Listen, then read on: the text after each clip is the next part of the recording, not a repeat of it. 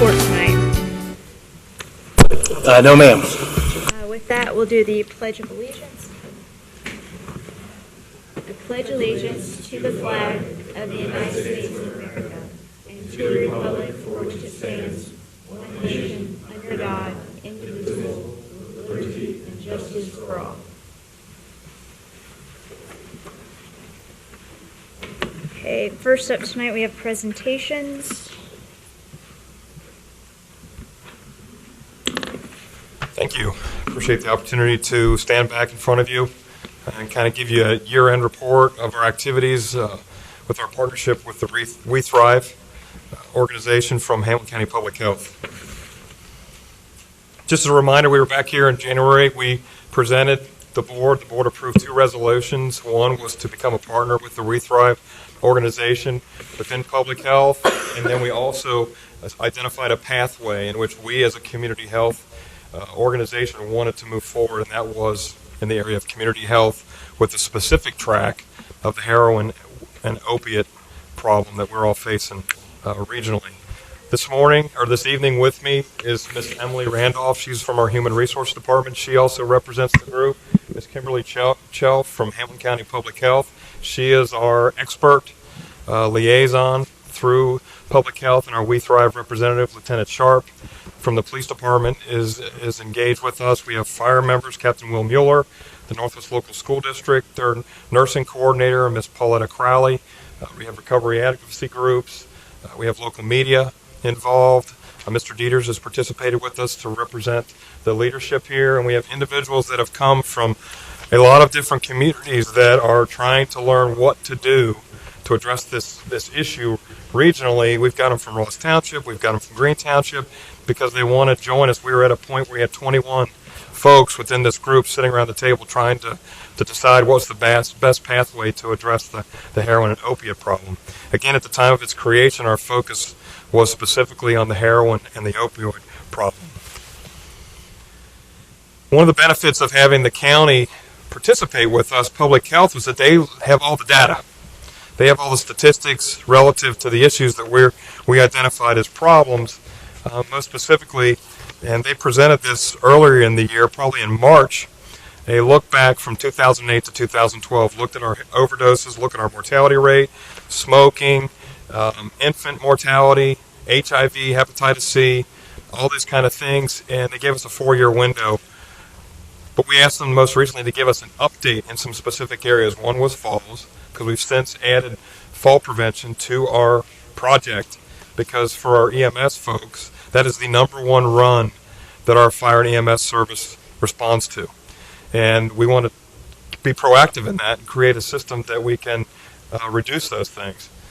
We also wanted to know what the actual overdose numbers were. And we look back from the 2008 to 2012 time period. Our numbers locally here are up 11, while the county numbers are up 8. The hepatitis C cases were up 8 in Colerain. They're up 12 in Hamilton County versus the 2008 to 2012 time period. The HIV numbers are up in Colerain, up 3, while they're down countywide. And Kim might have some insight to what that number means. And then our falls are very high, 3,000 just here in Colerain, while the county has 3,500. That's a problem. Like we said, it's been identified. Our team is working on building a model and a template to move forward to prevent as much of the falls, because again, that's response times and that's secondary injuries from a fall, could lead to a head injury or head trauma. There's some serious issues that we need to work through. And again, as a refresher, 2010 was really the first year that our drug investigators had contact with the heroin problem, where they started seeing heroin in their arrests and their trafficking cases. So this is, again, Ms. Chelf, is there any information in respect to the HIV question that the data tells you? I think it's just one of those things. There is some overlap in the data. So the first set is from 2008 to 2012. The second set is from 2010 to 2014. So 2 of the years are the same. Right. It could have something to do with increase in injection drug use. It could also just be kind of a rate of. Okay. But we also know that if we watch the news, the Scott County, Indiana, southeast Indiana, had the influx of over 1,000 HIV cases that were just in a small community just have taken over that.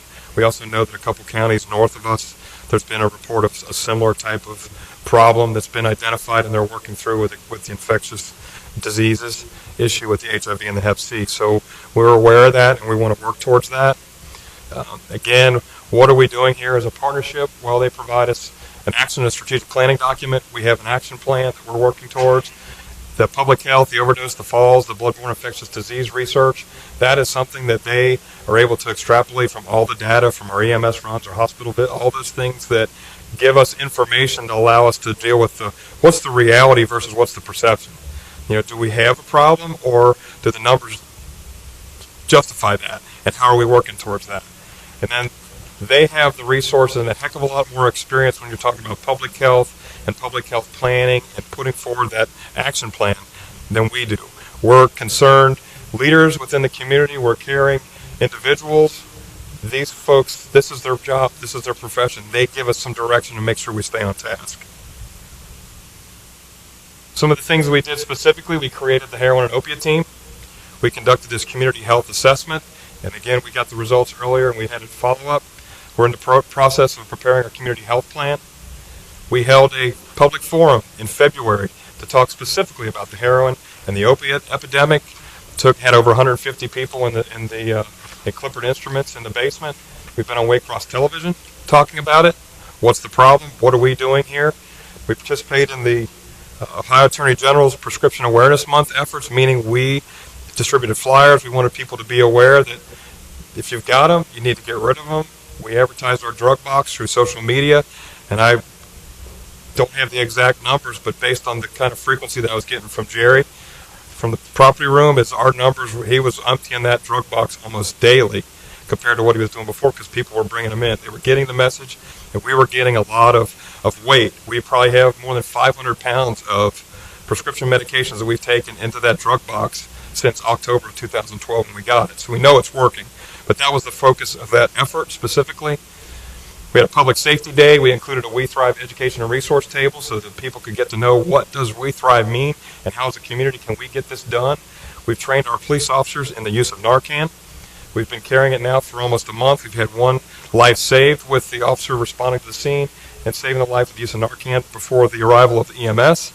We continue to educate on the disease. We want to learn what it is about this disease and how can we be proactive in reducing it. We attended a regional summit for Ohio, Kentucky, and Indiana. We also went to Columbus, the Ohio Harm Reduction Summit, to look at these larger case issues to understand what's the depth of this problem and how we're going to make a difference. We're a participating member of the Heroin Task Force for Hamilton County, and we're working with other communities. We've talked to Hamilton, we've talked to Middletown. We have a speaking engagement on Thursday in Claremont County. They want to learn what we're doing, and we've also been involved with the Dearborn County, Indiana folks, so we can talk and understand what their issues are, and then they're also trying to, a lot of these communities are trying to emulate the things that we're doing here. We also, one of the biggest successes we've had is the creation of a differential response in response to the heroin issue, and that's our quick response team. It's the partnership of a police officer, a paramedic, and a trained counselor from the Cincinnati Addicted Services Council. We provide on-site triage and assessment.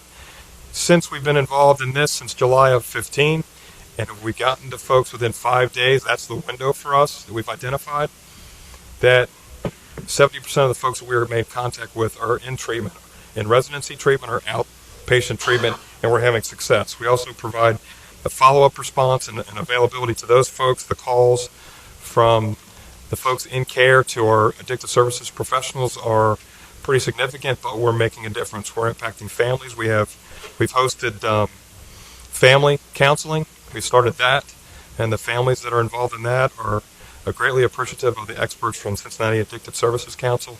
So we're trying to impact our community and change the dynamic that goes along with this drug, because the reality of this issue, what we learned is that a lot of people want to take pot shots and they want to criticize us for being soft on the issue, and there's people that want to tell us to just let them die.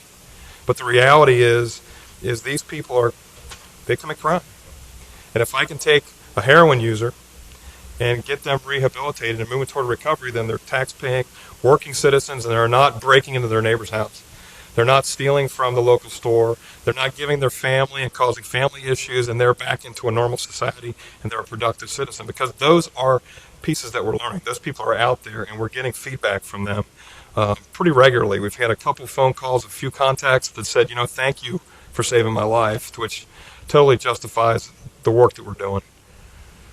This picture of the first day the guys went out. That's Phil Klug and Jamie Penley. The vehicle that they operate from is marked specifically. One side is police, the other side is fire. And on the back it says quick response. It has the public safety logo. And these guys they're making a difference. It's pretty impressive. The work that's being done, they're also in an ability to respond at the call because they're actively on patrol. So if an EMS run comes out and they're there, they're responding to it. And it's leaving maybe that engine in the house or getting to the scene on time and being able to provide that aid and that care. We've had a couple instances of that, and that's working the way we want it to work. We're excited about the quality of the work that these young men are doing. This is just another couple pictures. That's from our canvassing effort. We canvassed door to door. We had a great donation from Clippard Instruments to be able to print this brochure that gives a lot of good information regarding the Narcan, the overdose symptoms, some house bill information, our Dropbox location. And we had 5 people just from one neighborhood that came forward and asked for the follow-up, the QRT team that worked with their family member. So there was no overdose, but they got the information and said, will you please help my family member? And we've had 5 just in one neighborhood. That's pretty powerful. And then you see Captain Mueller setting up the Narcan kits for the police officers. Every police officer carries that. We have it at each one of our stations. At headquarters up there, it's sitting in the drawer in the event that another person ends up at our door like it did last year. At our back door, we have the ability to save a life. Again, we've distributed the resource packets on every case. We created the response model for the heroin opiate epidemic. We conduct the overdose follow-up. A big part of it was changing the internal culture, the change in mindset that this is a disease and we need to work with this and we need to solve this problem, not just looking at it as an afterthought, because they're people. And 70% of the overdoses or 70% of the issue is someone that was prescribed a medication from a doctor and they have something within the brain that drives the addiction. We get a whole discussion about what people's thoughts are on this issue, but the reality is we decided we needed to do something differently. We're working on the development of the Get Clean, Stay Clean program, which means let's get ahead of them rather than wait till the overdose, and then build this community collaborative to facilitate education amongst regional leaders. We want people to know and understand what the depth of this issue is. Again, follow prevention is a follow-up from us. We're gathering currently fall data and responding with the responding EMS crews to determine what kind of fall was it. Was it something that was preventable? Was it something within the house that maybe we need a bar that can give them support, or what that issue is? Develop a home assessment tool, create initial contact with the patient via telephone follow-up, conduct a home visit, all these kinds of things. One of our firefighter EMS, Mindy Antonelli, is conducting this is all out of her master's thesis. She identified this problem. She's working through that as part of her thesis, and that's how it integrated into the community collaborative. So this is a need. The goal is if we have 1,000 runs, we can reduce it 20%. That's 200 runs, well, that's 200 dispatches, that's 200 other calls that we could be responding to. And plus, these people aren't falling. They're not breaking hips. They're not striking their head. They're not breaking an elbow, all these kinds of things. And then we're going to train our personnel, including the police, because they're out there in these environments. What are you seeing, and what kind of resources can you provide to the other families? Again, this is just a final statement. Said this is our partnership with We Thrive. And basically what it is, we had a vision. We just weren't smart enough to know really how to get there. We had a lot of passion, a lot of energy. And the fact that We Thrive and Kim and Tim Ingram and all the folks from down there said, we're with you. We want to help you. Let us work with you. We'll help you set the template. And that's really, that's the important part for us, to give us direction. Like I said, we got a lot of energy and a lot of desire, but Kim and the team from the public health helped keep us on the path of straight and narrow, make sure we're getting our work done and making sure it was productive. So they have since created a substance abuse pathway, because this problem is, with the heroin and opiate problem, is so widespread. There's more communities that are asking for help. And so they've kind of realized that The public health needs to be a partner in this. And last Thursday, Ms. Randolph and I attended the We Thrive Hamilton County Public Health annual recognition, and our QRT was recognized as one of their services that they thought was a standout. And it was pride. It was great pride standing in the room knowing that we're actually making a difference. And that's our whole goal as public servants, is to make a difference and change people's lives. So we just want to make sure you guys know it, appreciate your support and your willingness to stand behind us as we move forward with this resolution and this partnership. Can't say enough about the group here. There's other folks that couldn't be here tonight, but Kim, she comes out and she shakes her head at us sometimes because of the ideas that we have. And like I said, keeps us in the straight and narrow. But Jennifer and Emily and the chief, and we're getting it done. So we want to appreciate you guys' support. Thank you. Thank you.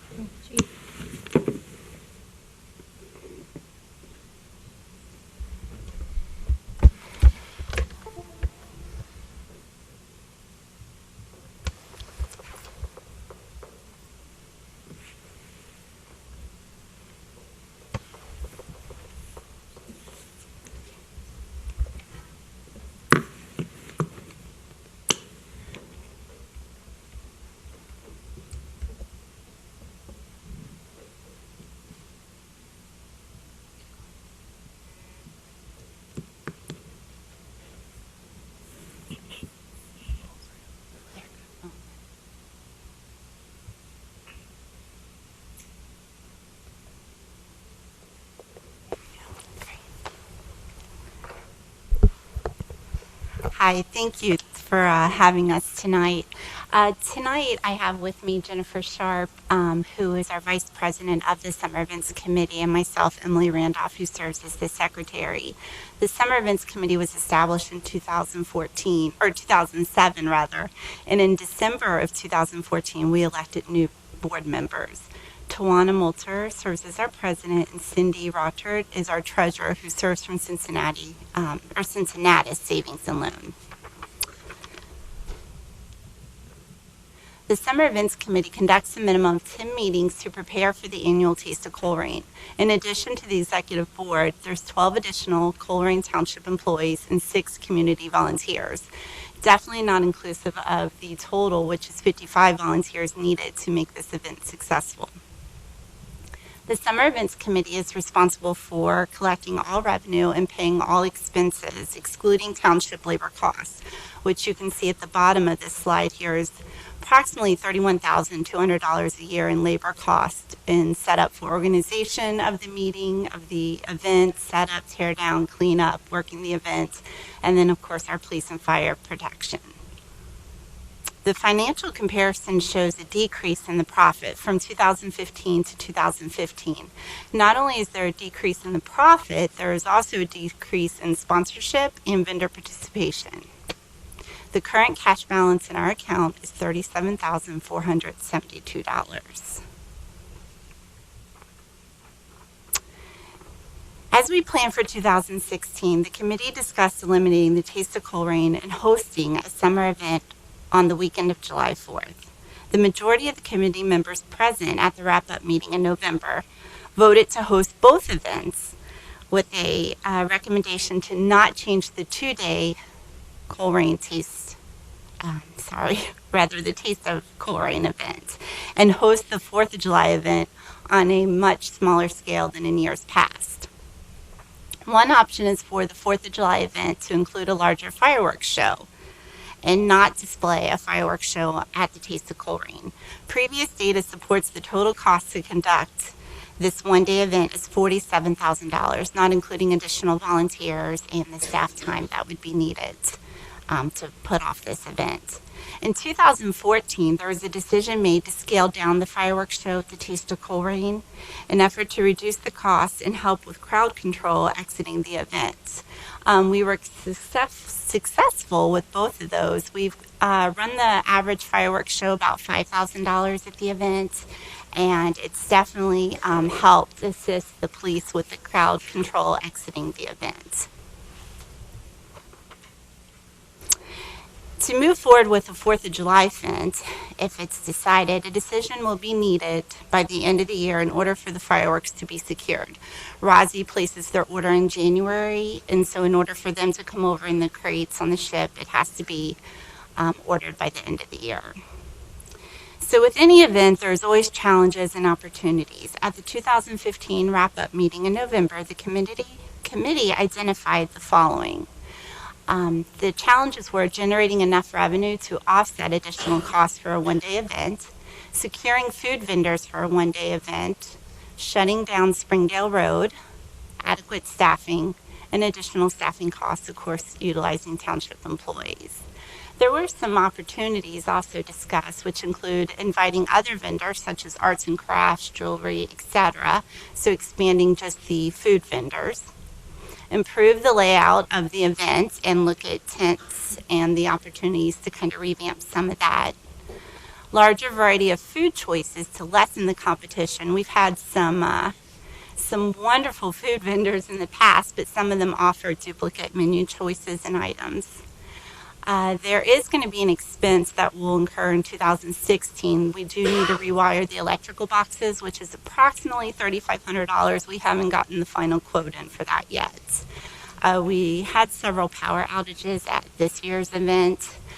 Fortunately, they were able to be fixed and corrected, and I don't think the crowd probably even noticed, but we and the food vendors definitely noticed that there was some difficulties there. And then other items discussed was how do we bring in and attract families earlier on the day and on Saturday, and maybe invite a local dance team or some other family entertainment to try to attract a wider audience.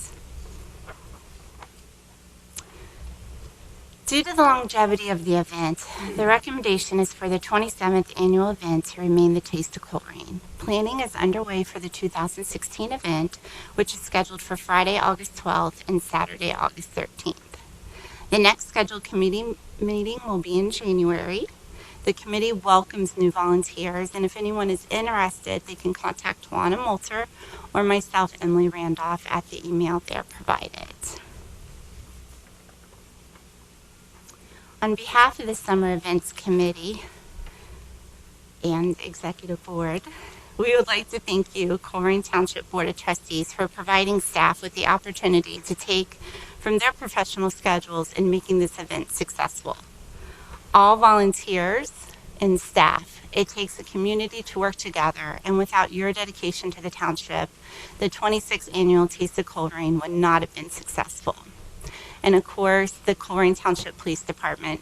There were no police-related incidents, and the crowd control was very manageable. The staff were dependable and added the level of safety that is necessary, and I truly appreciate it working with every single one of them. So Chief Denny, Lieutenant Sharp, thank you. So as it was written nearly 3,000 years ago in the book of Ecclesiastes, there is nothing better for people in the world than to eat, drink, and enjoy life, that they will experience some happiness along with the hard work God gives them under the sun. And I believe this happens at the Taste of Colerain. So again, I sincerely thank you for your time this evening. If you have any questions, Jennifer and I would be happy to answer any of them. I'd like to make just a couple comments. I'd also like to thank Emily and the events committee for doing a tremendous job this past year. One thing that I noticed in particular is the amount of staff time that it took away from their day-to-day responsibilities to pull this event off. And while it's something I think provides great value, there were some personal sacrifices that took place during that time. This particular year, we transitioned insurance plans and had to go through a whole new open enrollment process. And I know there were many long nights that Emily and her team had to work in trying to get the transition taken care of, as well as trying to pull off the Taste of Colerain. So as we move forward, I think one of the biggest challenges that I see is getting more volunteers and more involvement. You see the staff salary number that we put behind the event. If we expand into a 4th of July, we're going to see that cost increase, because we're going to be paying either time and a half or double time associated with the 4th of July event on the actual holiday. So those are some considerations I think we need to reflect on. as well as the additional cost of pulling off a 4th of July fireworks in itself. So if that's a decision that the committee decides to go, unless the board is willing to modify the 2016 budget to put money toward this event, I think right now you're going to have to secure additional sponsors and donations to make that event happen. Because we just don't have it, at least in the plan tonight for 2016. There's no money budgeted in there beyond what we had in 2015. Although I think it's something I encourage us to do. I just think we need to recognize the other budget challenges we have, and to put more money toward additional summer events is going to be challenging. We explored the possibility, I'm just off the cuff here, of just doing fireworks without any associated vendors, et cetera. Is that a more feasible option? Well, they talked about maybe bringing in food truck vendors from like a 5 to 7 option. The challenge was with that is apparently our electrical boxes are not wired with enough ampage, or whatever the correct wording is for that, to support that. We did look at the cost of just the fireworks, and it's approximately $13,260 to hold and host a 30-minute show. And that would include 16 volunteers to run that. So we could do that at a much smaller scale. There would still be some challenges, I think, from the police aspect of it, with shutting down Springdale Road and then shuttling, people back and forth from Northgate Mall, which could be worked through and has been in the years past, but those are just some challenges. That seems like a more palatable idea, considering I think a lot of the residents I've spoken to miss the fireworks. That they don't necessarily point to the bands or anything that happens. I mean, you get your fill of that with the Taste of Colerain. Right. I'd be interested in exploring the possibility of just doing fireworks, allowing residents to bring a blanket and pack a picnic for the 4th of July, just to have that option. I don't think sponsorship for the fireworks, I mean, it's a little more sensational than you have with the Taste. I think that might be an easier sell. Right, definitely. One other avenue to consider, I don't know how you feel about whether the fireworks happen on this site or an alternative site, but this year at the Police, Fire, and Public Services Golf Outing, Pebble Creek approached us about potentially partnering together. They have some interest in putting a 4th of July events at the golf course and potentially partnering with a 4th of July function for the community, and maybe work something out where we could offer some shuttle services or something like that. So if the desire is to provide a show for the community rather than just do it on our property, it might be worth a conversation with Pebble Creek just to see what their thoughts are as far as putting on a show for the 4th of July. Did I hear Emily right that we have to decide about the fireworks tonight, or is that just something? Not tonight. Not tonight. By the end of December, in order That to can be secure something the that you order. authorize, Jim? Well, as long as the events committee is a separate organization that has a separate governing board, so unless this board decides to put money toward that event, there's really no action we need to take. It's really a matter, I think you said you had $30-some thousand in cash. We have $37,000. It's really up to that board to determine whether they feel like they have enough money to offer that event and can cover it with sponsorships. So I think that's really something they could decide on their own. Well, why don't we see where Pebble Creek is? I mean, that's an intriguing option, especially with their elevation. Mm-hmm. It might be a better site for the whole community. But we can talk offline. Sure. To see where we go with that. Absolutely. We can explore that, and then I can reach back out to our committee Okay. members. Thank you. Thanks, Emily.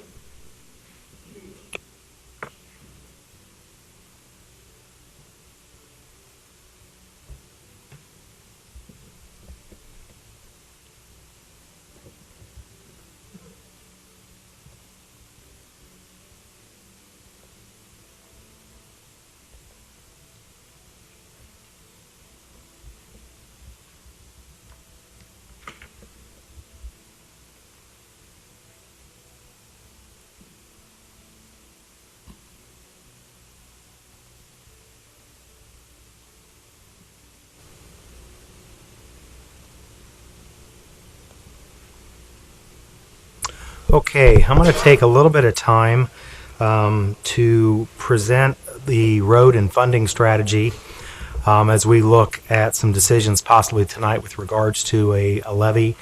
I'd like to give a little bit of background on what our goals are, what we've done over the past several years to address our budget cycle and what our fund balance looks like going forward, and how we can address some of the ongoing needs that we have in the Public Services Department.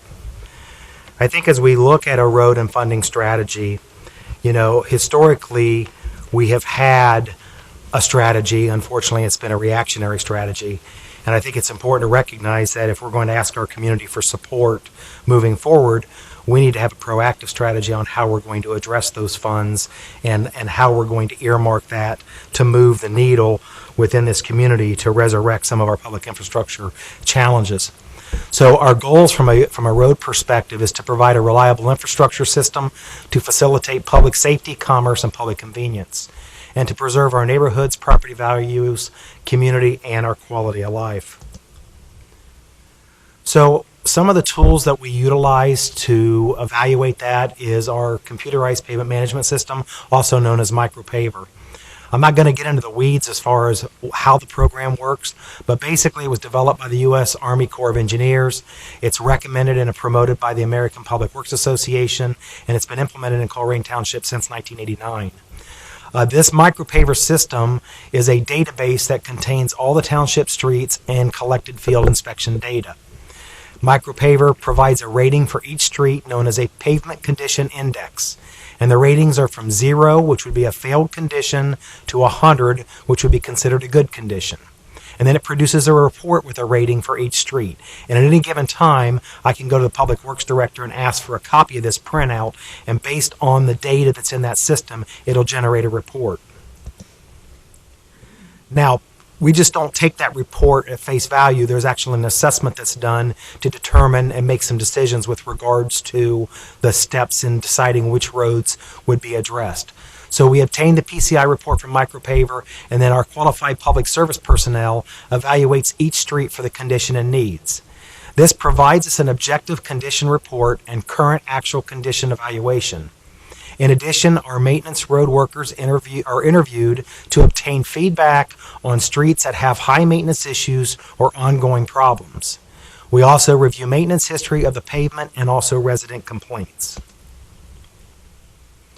There are primarily 3 improvement categories. You have preventive maintenance and repairs. This is most likely performed by our township maintenance workers with some work contracted out. This would include crack sealing and patching. We have resurfacing, which is a road resurfacing considers other factors such as utility work, either proposed or scheduled, traffic, whether it's a secondary or tertiary street, rideability, storm sewer issues, and other outside funding opportunities, whether it's skip funding or other grant possibilities. And then you have reconstruction, which are projects for reconstruction include our skip programs. Those are programs in which we will apply a match or request funding from the state that are available through federal and state grants. Maintenance and repairs are performed until such time funding becomes available to provide for reconstruction. So, Mr. Rowan, it's fair to say, when's the last time we had a skip program? I think the last skip program, to my knowledge, might have been the first year I was here. We were finalizing, correct. And the reason is that involves the township putting up a third of the money with 2/3 coming from the state. If you don't have the third to put up, it's hard to get skip grants to leverage your money. Is that fair? Absolutely. And actually, a third doesn't necessarily demonstrate that you're going to get the funding. I think there was an article recently in the paper talking about Springfield Township and some of what they're going to do by taking their Jet Z money and money that they have from a road levy, and they're going to apply a match to get some skip funding.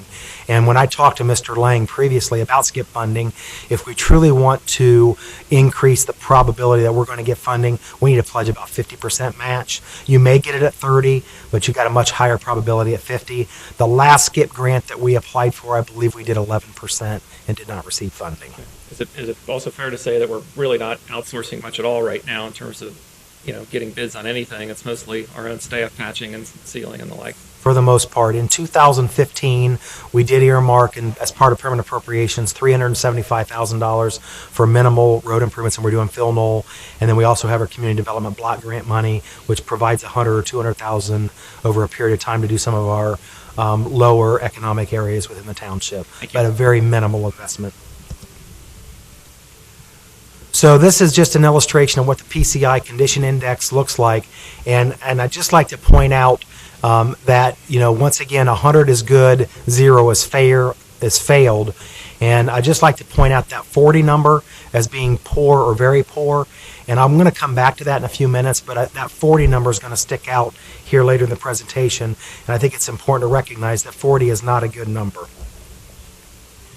So when you look at the PCI and the type of improvements, a good street that would range from 85 to 100, normally we're going to do routine maintenance and crack sealing and any joint sealing.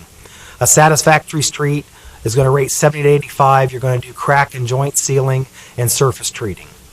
A fair condition street, 55 to 70, equals crack and joint sealing as well as surface treating, and oftentimes 2 inches of resurfacing, which includes such work as full and partial depth repair, rotomilling, sanitary sewer, storm sewer adjustments, storm line repairs, catch basin rebuilds, and adjustments to curb ramps, flat work, and curb repair. And just as a point of reference, the last time we had a 70 rating was 2001. So since 2001, the condition of our streets has declined. And as you'll see here in a minute, we sit currently on average at 40 within the township. 40 to 55, you would do the same conditions as fair with the 2-inch resurfacing. Very poor, the same as poor. Serious, the same as very poor. And when you get down to the 0 to 10 category, now you're starting to talk about your skip funding and your serious reconstruction of your streets. Now, this is a general rule. The type of improvement needed depends on the types and the severity of the distresses for each street. And oftentimes the weather can impact that. You might go out and investigate a street today and then go back in the spring and the conditions change totally depending on the condition that was experienced with the weather. This particular bar chart shows that we have 477 streets in Colerain Township. 69.6% of these are ranged from poor to failed. 69.6% are in the poor to failed range. If you look at that on this plot here, as I indicated earlier, when we had a proactive road program back in the early 2000s, we had a 1 mil dedicated road levy. We were at satisfactory conditions at 71 PCI. In 2011, when the state budget cuts came down and they took $1.5 million out of our general fund, we really started to see a deterioration in the amount of money available for streets, which has caused us today to be operating under a reactive road program with no dedicated funding source, very poor conditions at a rating of 40.1. What this picture illustrates, if you look at the top 3 pictures, good, satisfactory, and fair, that particular category might be what you experienced back in 2001. As you look at the 2 bottom streets, poor, very poor, serious, and failed, this represents 332 of our 447 streets, or approximately 70% of our streets. And I would challenge everybody here to drive through this community, because I do quite a bit, and I would say that the pictures in the lower part of this presentation reflects quite accurately what a lot of our streets look like in this community. So crack sealing. Crack sealing is a preventative maintenance process consisting of filling the cracks in the pavement with a rubberized sealant or asphalt product to prevent moisture from penetrating into the base and subgrade material. It's important that you do this process because even as you resurface a street, and we'll talk a little bit later about the importance of you need money to contract out, whether it be a 2-inch resurfacing or reconstruction, but you also have to have adequate staffing within the Public Works Department to be able to do maintenance like this to make those streets last that 15 to 20 year period. Because just because you resurface it 2 inches this year doesn't mean you're not going to touch it for 15 to 20 years. You have to have an ongoing preventative maintenance program to keep those cracks and to keep that moisture from going into the subsurface. Here's a maintenance illustration of pothole repair, grinding, patching by our maintenance crews. Microsurfacing is an aggregate mixture of asphalic oil, water, and crushed rock that spreads over the street about 1/4 to 3/8 inches in thickness. The microsurface product cures when water evaporates, leaving only the asphalt to coat the crushed rock. This treatment process protects the existing street surface from the effects of aging and oxidation and increases skid resistance. So once again, it's just a process of maintenance. When it comes to resurfacing, this includes such work as the full and partial depth repair, rotomilling, storm sanitary sewer and water valve adjustments, storm and sewer pipe replacement, curb repair, curb ramps, catch basins, rebuild and grade adjustments, and 2 inches of asphalt overlay. So it's not just as simple as going out there and putting 2 inches of blacktop, milling it and putting that down.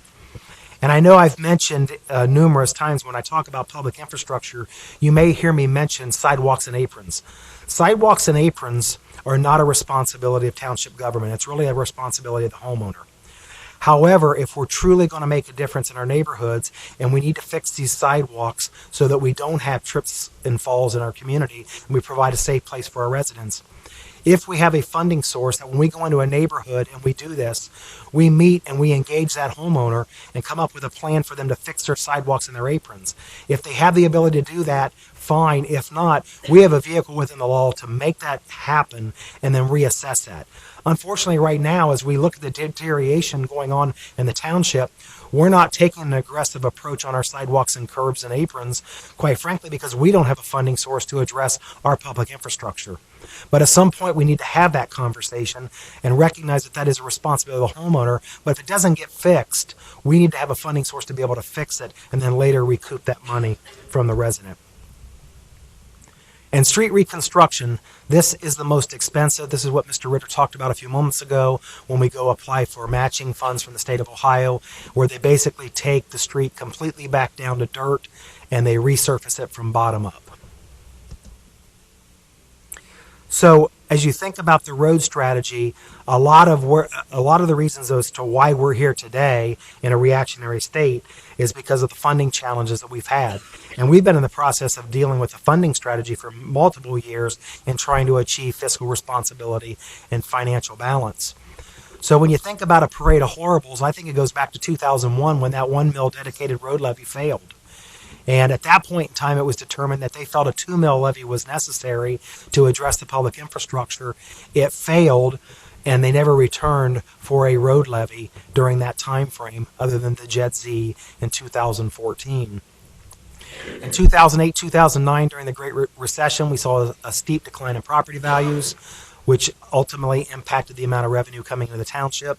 Elimination of tangible personal property tax in 2009, the 50% local government cut in 2011, along with the estate tax, took $1.5 million away from our general fund. And then, of course, in 2014, we had one and only one attempt to pass a JED Z, and it failed. So I wanted to put a little note in here. This email was sent to me. Actually, Mr. McVeigh's here tonight. This email was sent to the board back in 2012 when he was the chairperson of the FAC. And I was going back through and kind of benchmarking and looking at how much progress we've made. And this particular email talks about our general funds, our roads, our parks. And it says, to date, the township has identified new revenue streams and cost reductions that will reduce the projected deficit in 2012 to approximately $1.3 million. Deficits increase steadily until 2018 unless there is a change in assumptions. Current assumptions include an inflation index of 1% and no new spending or capital projects. You will note a significant reduction in debt retirement expense will take place after 2018. We're starting to experience some of our debt retiring, with all debt being retired in 2021. It is Mr. McVeigh's assessment that if the township could identify and implement an additional $500,000 to $750,000 a year in annual savings, the current millage, it's the inside millage within the general fund, the 0.49, could be maintained 4 to 6 years. If achieving these savings is not possible, one option would be to offer up to the residents a road and bridge levy to cover the general funds currently used for that purpose. However, either of these options will not yield a robust road and bridge strategy or allow major capital improvements without additional spending or debt. The 12/31/2011 robust reserves in the general fund for parks, roads, zoning of over $8.4 million afford time to develop a current long-term strategy. So what has our response been? Well, the response when I was hired in 2012 is we need to get the house in order. We need to transform our culture, improve critical thinking skills, thought leadership. We need to raise expectations of our employees regarding the new Colerain, create greater efficiency and accountability, transition to one culture, remove our silo approach. We heard some of that tonight in Director Malloy's presentation on the QRT team, how police and fire are working together. We're seeing that on the public services side now, where our roads and our parks guys are working together. We challenge the status quo. We create, we innovate, we're successful, and we embrace change. And as we have a common goal every year, we continue to seek opportunities for shared services with other governments. Some specific actions that we take and we continue to take is our comprehensive benchmarking. We do a monthly dashboard. We do peer group assessments. We'll be doing actual external benchmarking presentations in February and March of 2016. We have reduced or eliminated non-core services and personnel in our parks, our seniors, and our public works department. Our employees have taken 4 years of pay freezes, step freezes for new hires, and we're all paying 20% toward health care. And we've implemented some aggressive budget management as illustrated on this next screen. As you look at this slide, when you think about administrative personnel, in 2011 we had 16 and a half people on the non-safety administrative side. We sit at 9 currently. The average cost of living adjustment or merit raise back in 2011 was 2.3.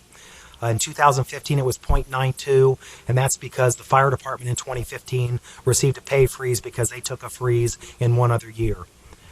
Our employee contributions have increased for healthcare from 15 to 20%. We have step increases in place for existing employees, but no step increases for future employees. Our general fund expenditures in 2011 at $5.3 million are down to $4.4 million in 2015, and our $9 million fund balance in 2011 is down to $3.9 million in 2015. So we have been spending down our reserves for the past several years as we've worked to also align our budgets. In 2015, as a result of the JED failing, we've reduced senior funding, senior community center funding. We've eliminated park seasonal workers. We've increased our fees and our zoning, our parks, and our rentals. We have some capital investment in the 2014 or the 2015 number. There's $663,000 in there. That's funding left over from the loan previous for the underground utilities at Colerain and Springdale. There's $375,000 in there for road resurfacing that I talked about with Phil Knoll. There's $135,000 in there as we wrap up the Safe Routes to School grant. But I think it's important to look at that $3.9 million ending fund balance in 2015 as we spent down those reserves since 2011. Mr. Rowan, do you mind if I interject here real quick? Sure. This is an important slide, and I think it's important to connect the dots for people who might be watching on Waycross tonight. I think a logical question, especially to somebody like me, would be, hey, Ritter, you claim to be a conservative Republican and a fiscal hawk. How can you support a tax increase? This slide, I believe, is the essence of why I don't have any problem answering yes, and here's why. We talked about everything that bad that had happened previous to 2011. When 2011 comes around and the real boom dropped with the state cuts, the easy thing to do at that point, the lazy thing to do, what a lot of townships would have done at that point is say, oh my God, you have to rescue us people and give us more taxes to, make things balance. We didn't do that. We did all the cultural things that you talked about in terms of change, but look how we managed the budget. We went from 16 and a half administrative heads down to 9. We talked about the sacrifices our employees have made on merit and on healthcare contributions. And, it was suggested at the last meeting, well, just spend down your cash reserves. I would suggest we've already done that. We went from 9, now we're at 3.9. And to go any much further below that, I personally believe would be reckless. So I just wanted to connect the dots on, this board's commitment to strong fiscal management and conservatism. But, I think the logical question would be, well, gee, how can you support a tax increase? All taxes are bad.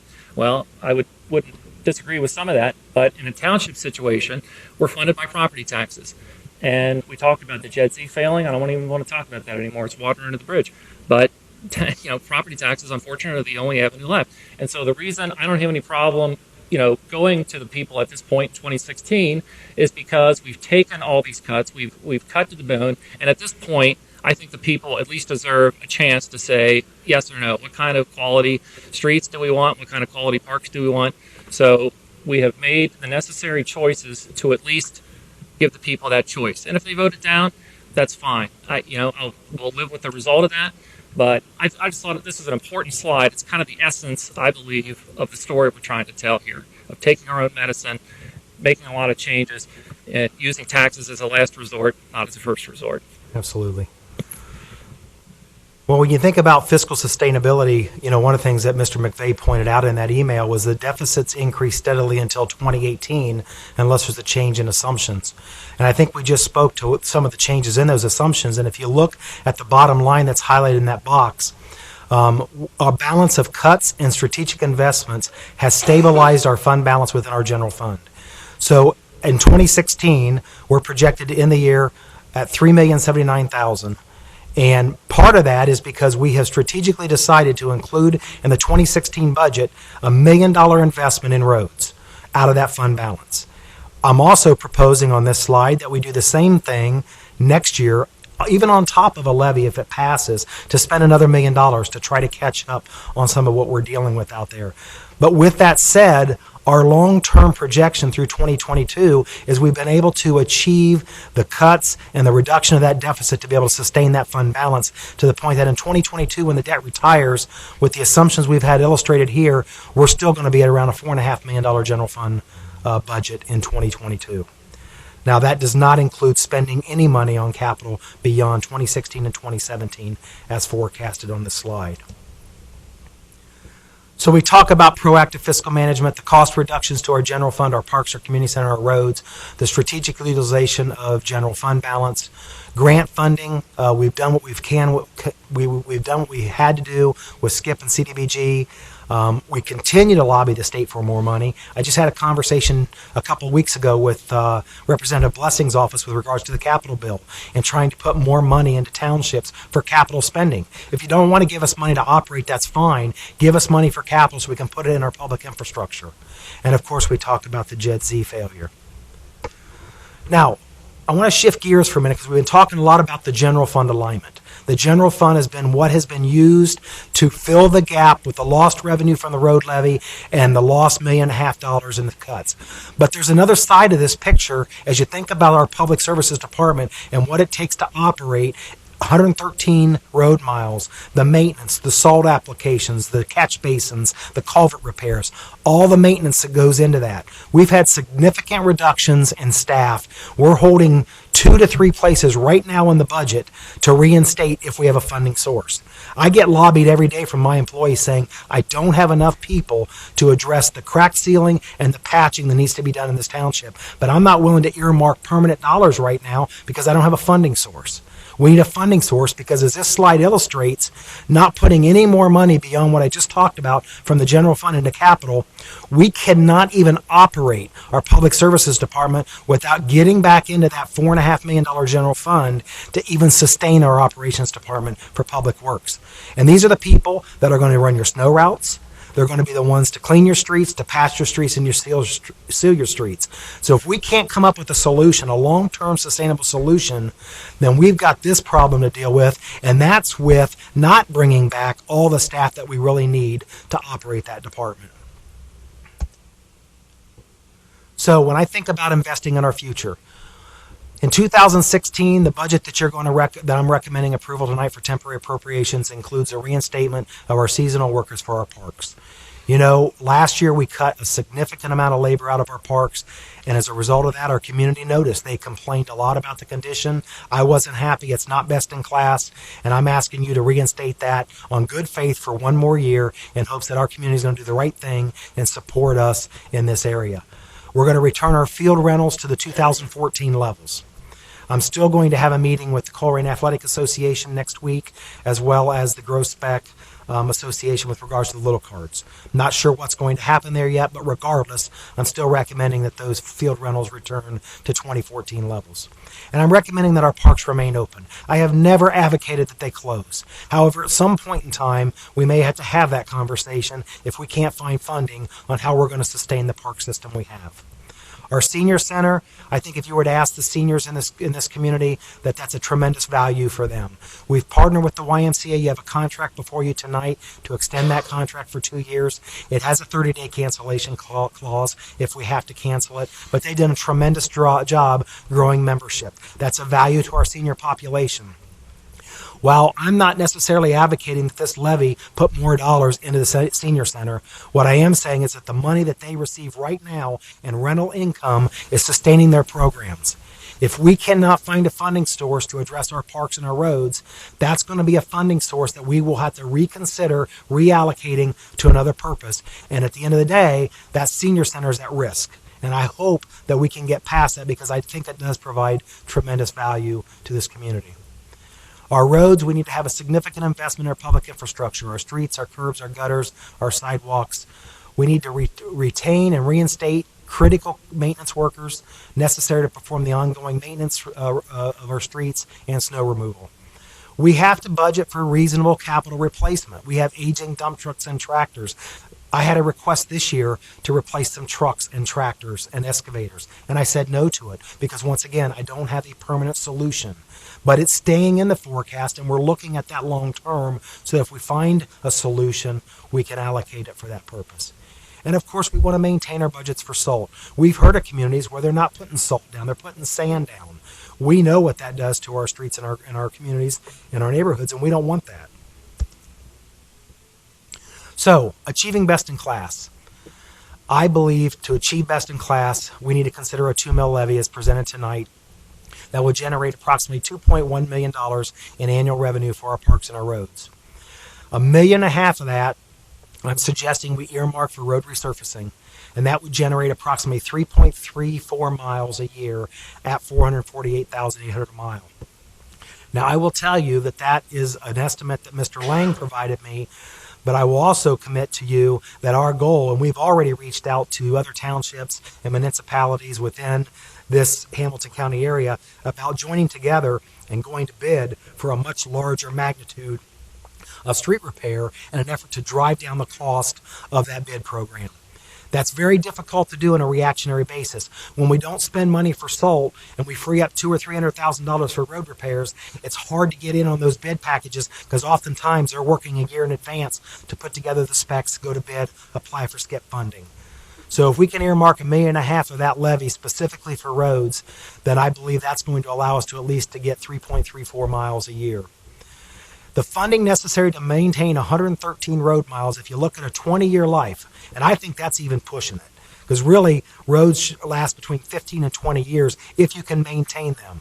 But if you did a 20-year amortization on your roads, you'd have to put $2.5 million a year in those roads or pay 5.66 miles a year. So even the $1.5 million that I'm proposing under the 2 mil road levy really is not sustaining where we need to be from a amortization perspective.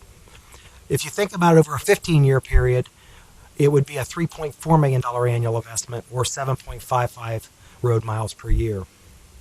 I talked earlier about our PCI. It's dropped from 71.6 in 2001 to 40.1 in 2015 due to the lack of funding. Our road levy failed in 2001, and in order for us to achieve any kind of positive improvement, we would require paving in excess of $2.5 million a year just to start to see the pendulum go in the different direction. So when I think about an action plan, there's a couple things that's going to happen here in the next couple of months. Tonight, we're going to make a decision as to whether we're going to proceed with this levy.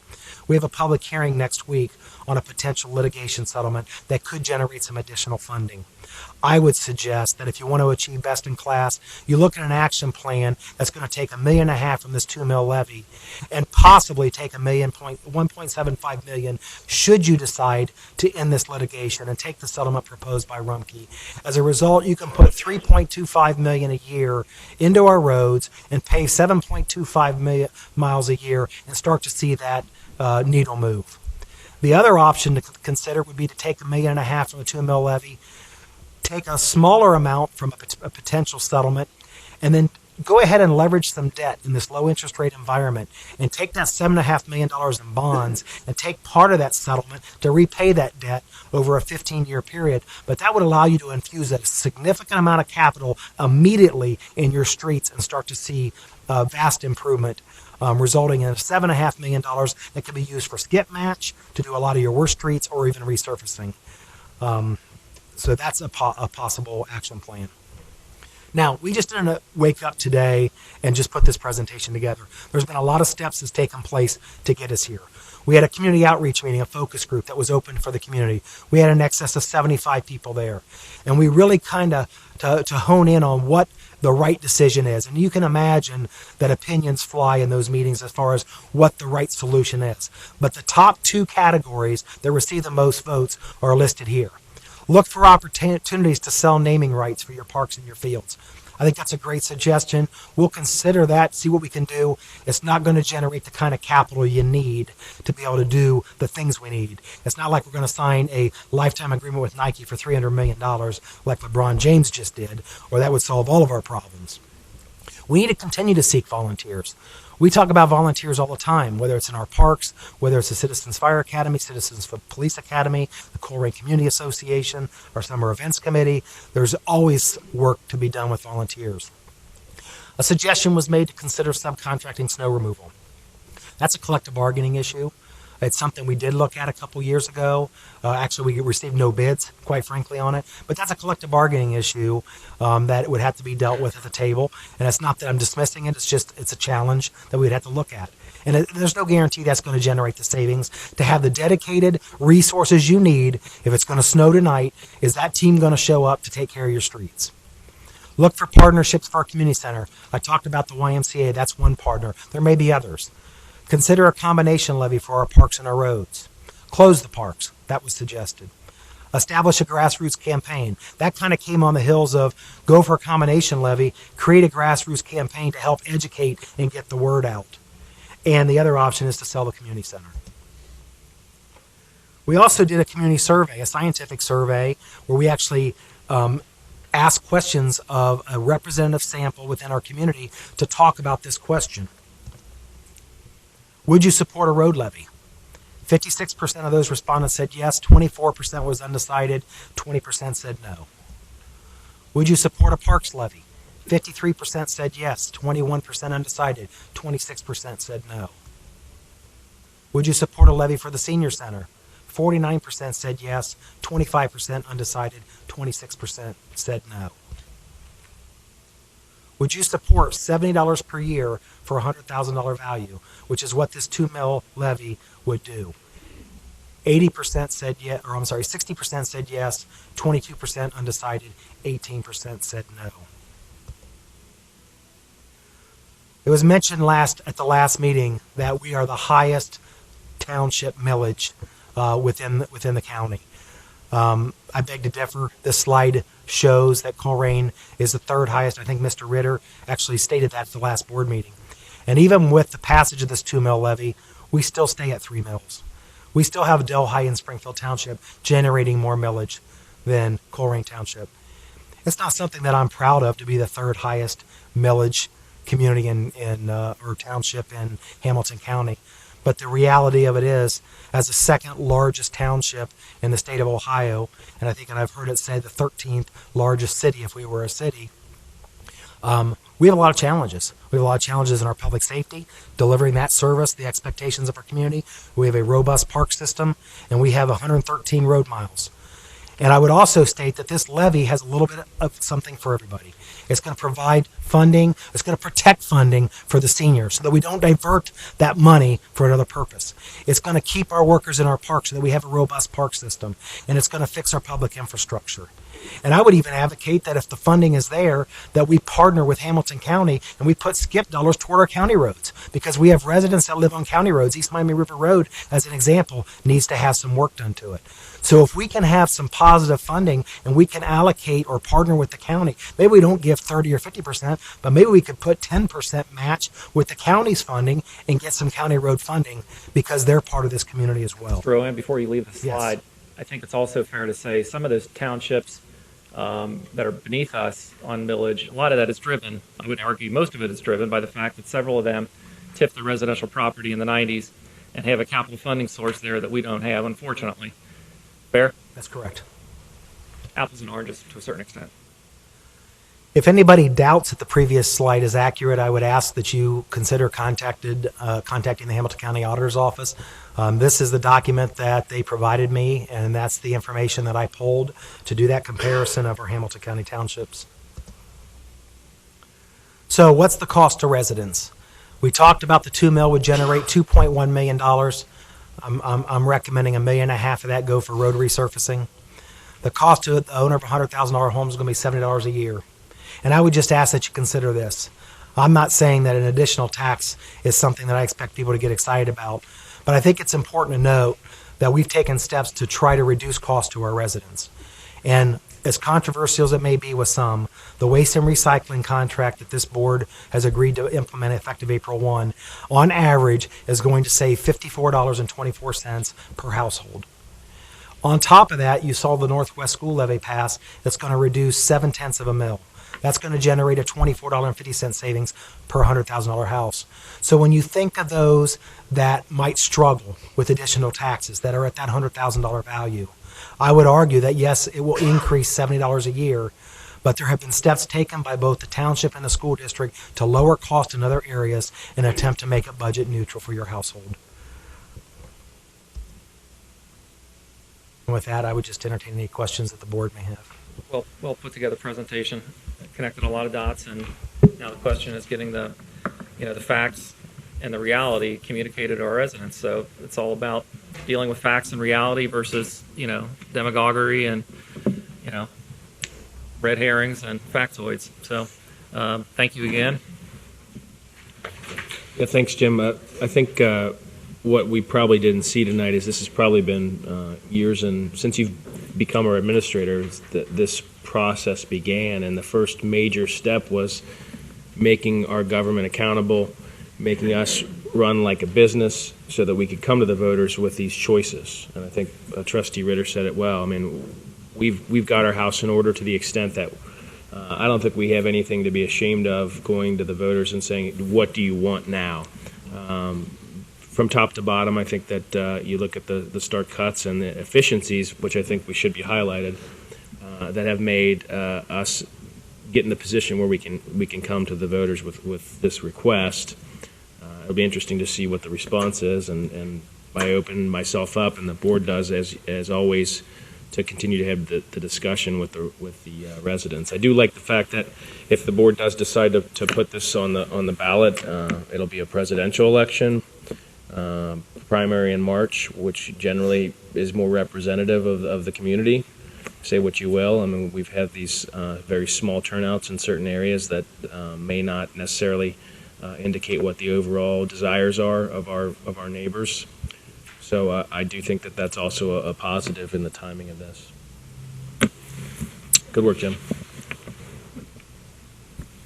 Next, we have citizens address. First up tonight, I have Mr. Acton. I'm still making my notes. My prayer didn't work tonight, and I was going to bring 7 copies for everybody. Okay, Mr. Fielday.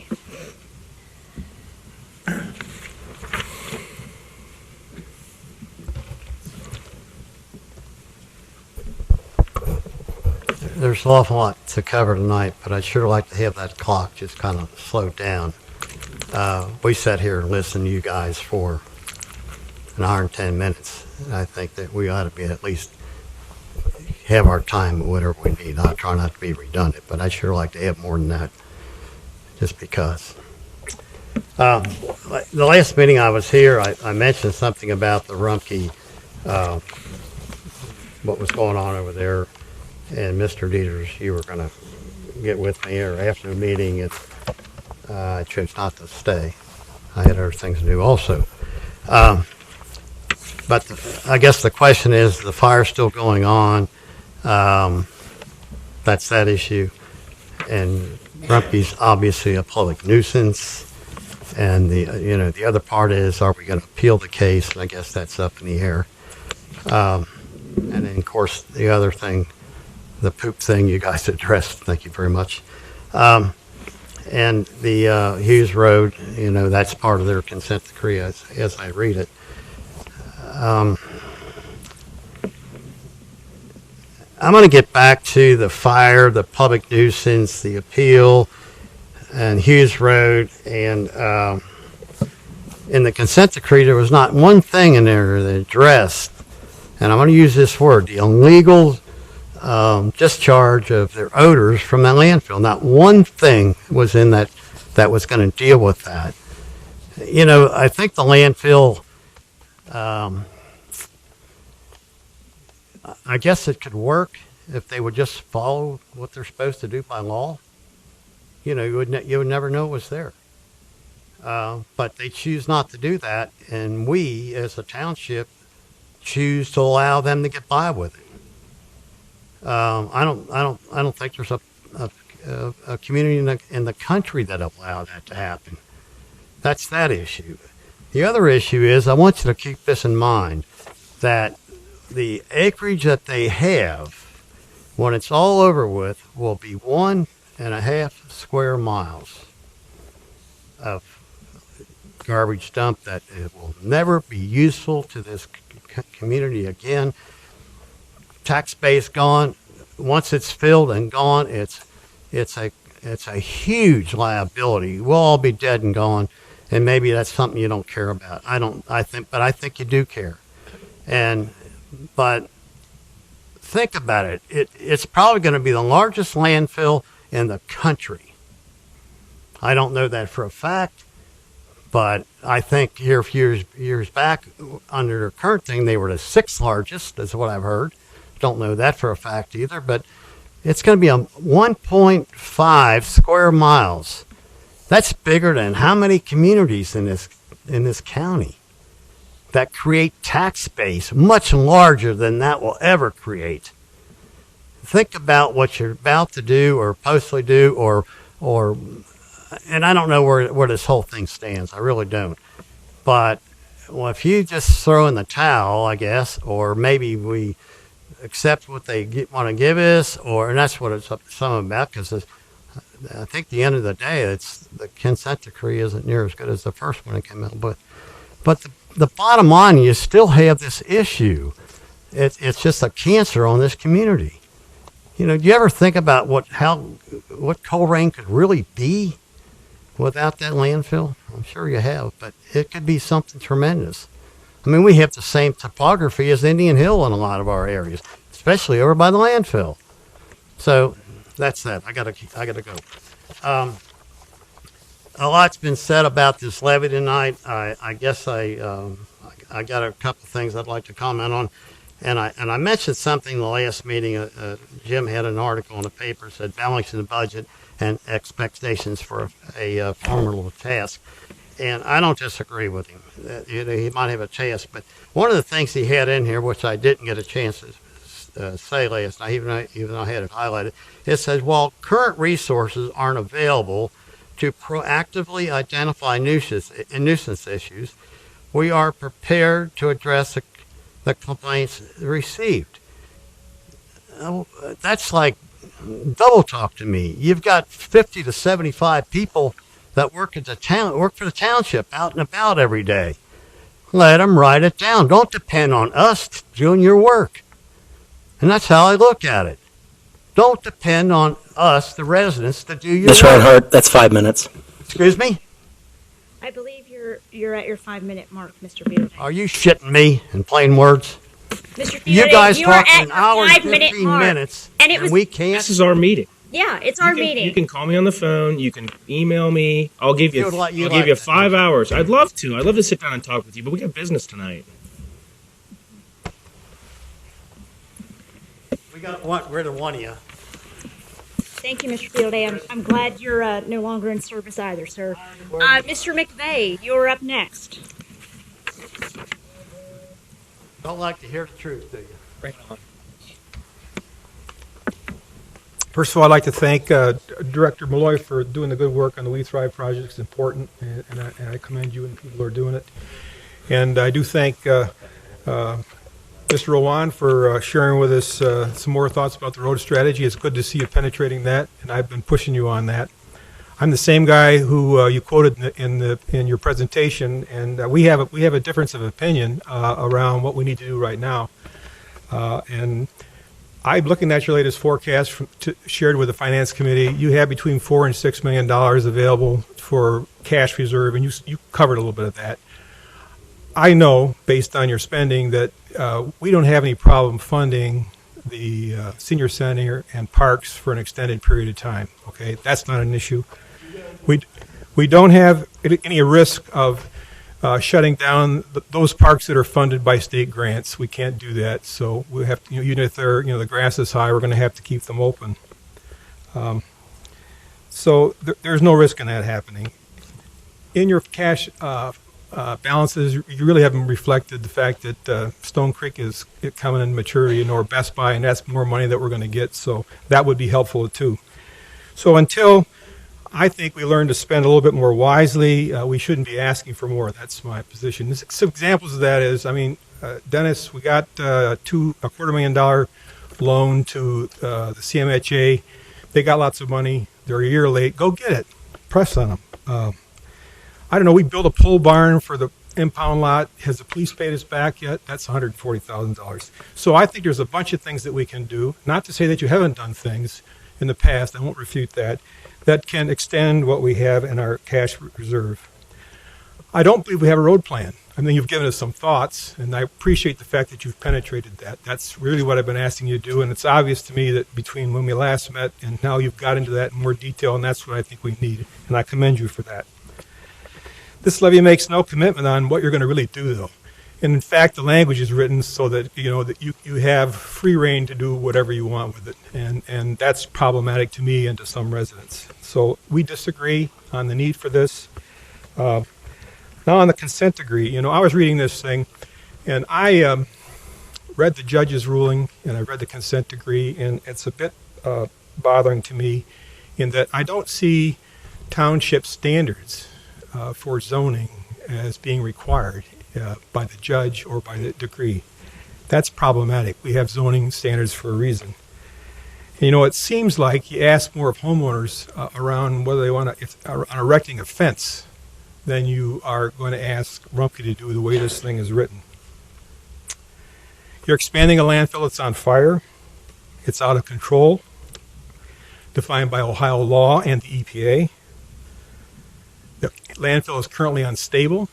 The odors are coming from it. There's leachate permeating the surface. Things appear to be getting worse if you talk to people. That odor complaints are going up. It's out of control.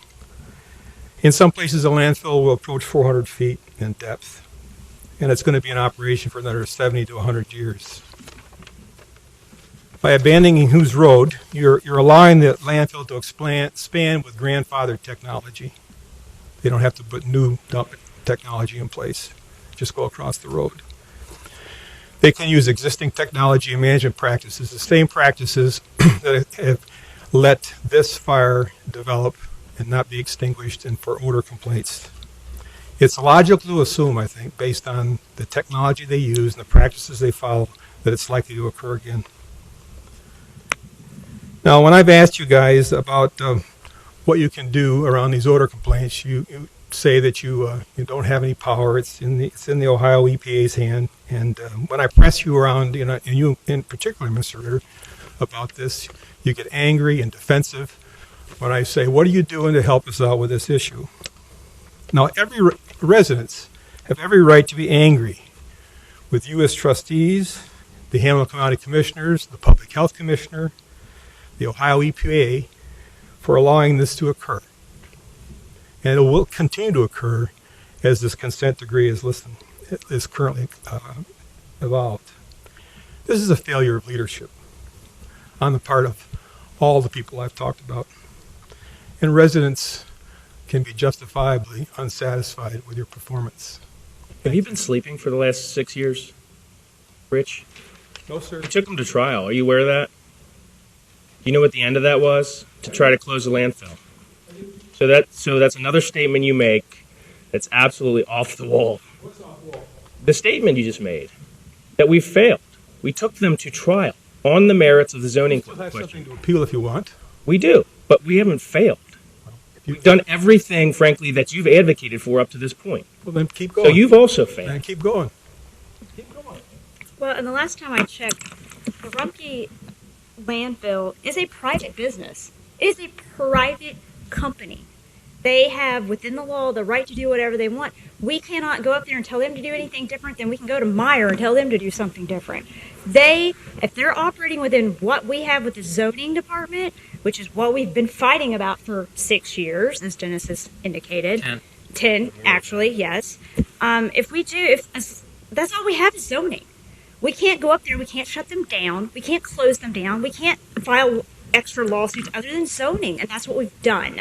And that's what we have beat our heads against the wall for 6 years in the courts. 6 years, every time we've lost. And we were just talking tonight. I want to appeal in the first district, 10 to 15% of the cases get overturned. 10 to 15% a year.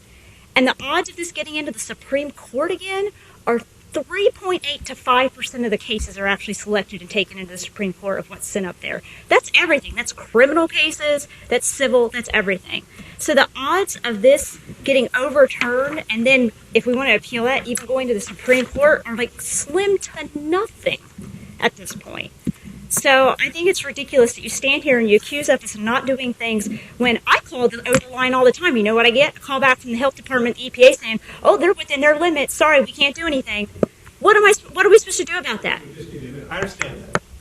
I mean, you're saying that's our responsibility. I understand that. You want to know why I'm angry? I'll tell you why I'm angry. Because you and Mr. Fielday come in here and you put all the responsibility on the board. You might as well blame us for the spread of ISIS too while you're at it. Yeah. Why not? What the heck? That's why I'm angry. I asked you what you were doing around odors. Never acknowledged, or much less thanked us a single time. Said thank you for fighting the landfill expansion for 10 flipping years. 10 years. That's not 10 true. years, and you, That's true. I've said you, Mr. neither Dieter you plenty or of Mr. times to Fielder talk talked one iota about We failed. this little detail called Judge Hildebrand's decision. We lost. L-O-S-T, we lost. Okay, that's uncalled for, Mr. Acton. That's uncalled for. I mean, he's a trustee. He's allowed. We cannot, we've got 5 minutes to speak. Sue me.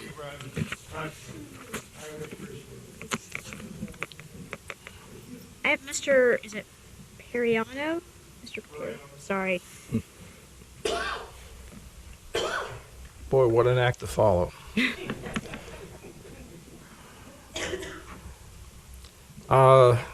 Decided to come here today to do the opposite of Bernie and Rich. Actually, my involvement in the Rumpke landfill was at Rich's request a number of years ago. And as a health professional, looking into all the data, and since I have worked with Region 5 on landfills, they're within their limits, etc. I've looked at the consent decree, read through it, and as I mentioned to Mr. Dieter's last month, I feel that the township should not be wasting any more money on litigation. That what I saw in the consent decree is very good considering what the Rumpke company could do. Like just to say, hey, take it and further litigate it, except they're looking at their litigation cost as well. I think it's a fair settlement. The so-called fire people are talking about it's an exothermic reaction. It's not a fire per se.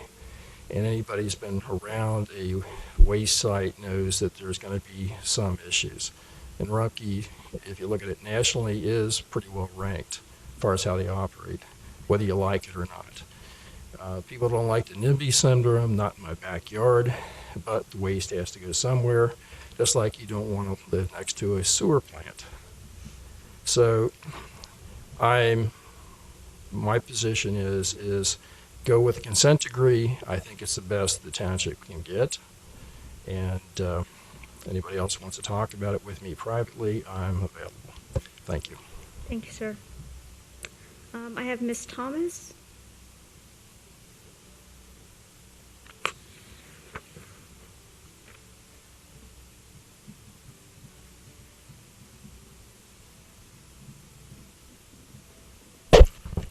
Good evening. I'm here to thank everyone from the October attendance that I had here concerning the problems in my neighborhood with young people.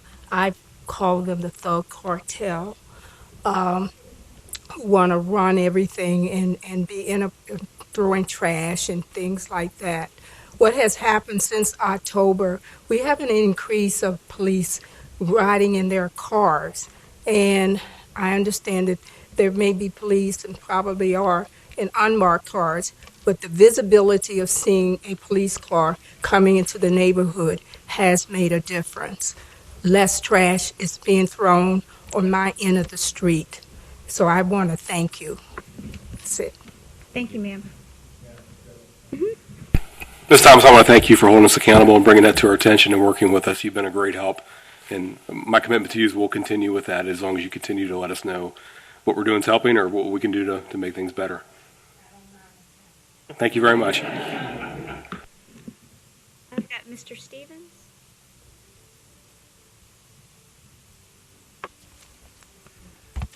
Good evening. My name is Terry Stevens. And I just want to say that I support the road levy. I've seen how our street is deteriorated. Disappointing that curbs are turned to gravel and it hasn't been tarred in a very long time. So I don't want to see Colerain Township continue to slip. And obviously the charts we saw tonight said 2001 we went downhill and we've continued. So time for a fix. And I recognize that there have been a lot of ideas. I came over here in June with one of the groups, and there was a lot of suggestions thrown out that we could quit doing this and quit doing that. We can charge people for the seniors center, and there's just not a lot of reality attached to some of this stuff. You can't conserve yourself into prosperity. When the glass is half empty, it's time to find more water. And so, unfortunately, we need to pay for some things that we were not paying that way before. We were paying the state of Ohio, and they short-shorted us. And so some people got a break, and others perhaps didn't. But at the end of the day, the state took away money from us, and now we have to make it up a different way. So I'd appreciate a strong forward motion on the road levy. Now, I'm not a salesman. I'm a type of person who's analytical. I study stuff, and I come up with conclusions. I wouldn't pretend to tell someone that I'm a marketing type that can sell the idea. But indeed, I think that's the next step, is someone who is better equipped than I needs to start enlightening some of our residents. I invited 10 people to attend tonight, and I got 10 deferments. Can't make it. But all of them professed a need to do what we need to do. They said, "Oh, that's a great idea. We need to do that." Well, can you attend and talk about it? Oh, no, can't spend the time. So, for 2 cents worth, I appreciate your time. Thank you. Finally, Mr. Acton, you're all that's left.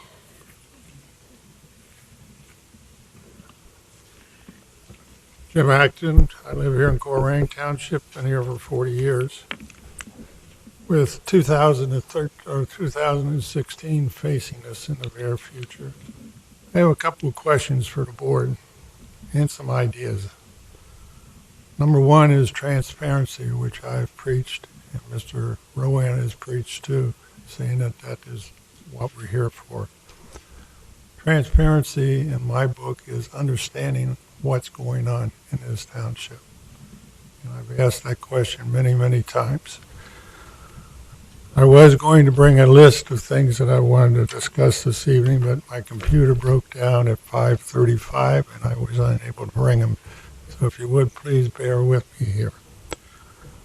One of my biggest gripes with these trustees, with the administrator and that right now, is years ago, before we ever got started, we used to say a prayer for the police, the fire, and all the workers.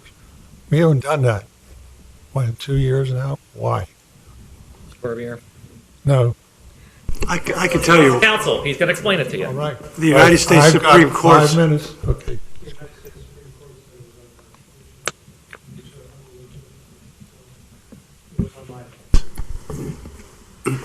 Well, I disagree with Mr. Barbier. And the United States Supreme Court, I take it. We're doing it in schools in Kentucky and Tennessee still, and they're not saying anything about it. The Thrive program, thank you. Years and years ago, I was involved in Alcohol Anonymous with teenagers.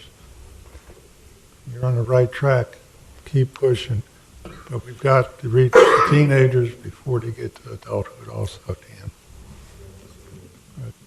Good. We're talking about a tax levy here. I'm a senior citizen, which some of the other people here are too. The people on Waycross, I hope they can hear me tonight, because one of my comments was, I went back to April of this year. This microphone was not working half the time. Last meeting, we lost Waycross and we lost cable TV. What happened, nobody knows. I hope it gets improved and it continues to improve. 3 people up there at front, do not cover up your microphones, please. Mr. Dieters and Ms. Reinhardt, neither one of you come across in any of these here rebroadcasts on the computer very loud. So please, if you would, get a little bit closer. 3 years ago, on a Friday after Thanksgiving, I met with a trustee who was saying that I was a problem in the community. And I said, why and what? They said their part, and I said, I'm going to represent the citizens of this township whatever way that I can. Whether you like it or anybody else likes it, I'm going to say it like it is. And that is a project that I'm going to continue to do. Mr. Rowan, you said back to me 2 months ago that you wanted to evaluate the guards, ticket takers at the parks. If I'm not mistaken, I think we made about $70,000 off selling park passes. What was the profits? If I can, Jim, please. What was the profits off those? I don't have that exact number tonight. I was originally projecting net of cost, we were probably going to be somewhere in the $40,000 to $45,000 range. That's after paying everybody? Correct. Okay. Thank you. Everybody keeps on bringing up this Jed Z. And as I spoke to one of the people here in the room today, we lost that because of our fault. Not because Rumpke had $70,000 and 600 employees that got out and voted on it. We lost. What's our plans now? Coming out of the sales field, I was always told no. I always went back and said, what did I do wrong? Where did I miss? In my second presentation, I got what I wanted. So that's all I got. I wished I had my other things here, but I don't. And we could all discuss the questions, so I'll bring them at the next meeting. Thank you.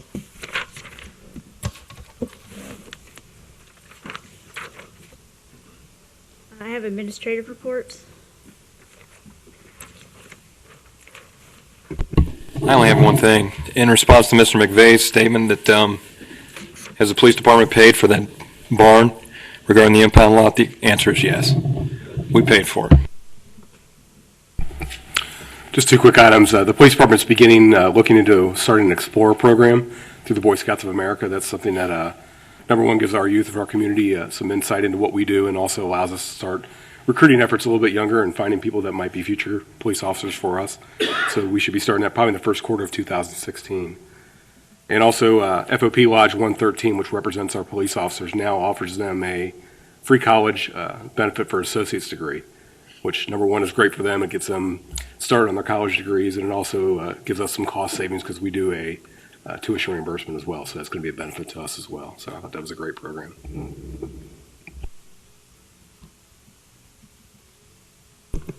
My final comments for tonight is I'd just like to take this opportunity to thank all the employees of Colerain Township for everything they've done during 2015 to advance our cause and trying to deliver excellence to a best-in-class community, and I wish them a great 2016. Thanks. Trustees report. Thank you. The first thing I want to talk about is something that happened earlier this evening in executive session. We conducted Mr. Rowan's annual appraisal and performance review for 2015. It was a very good discussion, and although we can't get into the details because it's personnel related, I will tell you that this board and I think our employees as well highly value his leadership and what he's brought to this township over the last 4 years, and we're really grateful for having him. In that regard, based on our observation, along with the information documented in his review document, Mr. Rowan has met or exceeded his expectations for 2015. And so, based on that, I have a motion to approve the contract for him as included in our packets. Second. Ms. Peters? Aye. Ms. Reinhardt? Aye. Mr. Bitter? Aye. And here is the resolution for your signature on this page. And while I'm signing this, next thing I want to do is just wish all of our residents a Merry Christmas and have a safe and joyous holiday season. And lastly, since this is the last meeting of the year and the last time I'll have the pleasure to sit next to the woman next to me, I just wanted to wish her the best of luck in her future endeavors and tell her how much I've enjoyed working with her over the last 4 years. Her leadership has been steadfast and very strong, and she's going to be sorely missed. And I just wanted to, again, recognize her service and how much I enjoyed personally working with her. Thank you very much. You guys are going to make me cry tonight. This is not actually our last meeting of the year. We have a public hearing on the 17th at 7 p.m. in the community center on the proposed consent decree about Rumpke. But at that time, that I believe, as of now, is the only thing that will be discussed that night. So this is the last regular meeting. However, we still do have one more thing to go. It's been a long 4 years. I really appreciate everyone. You guys are going to make me cry. You're talking. I know I'm talking. I met a lot of great people doing this. I'm going to miss a lot of good people. And I think we've done a really good job over 4 years. So that's all I have tonight.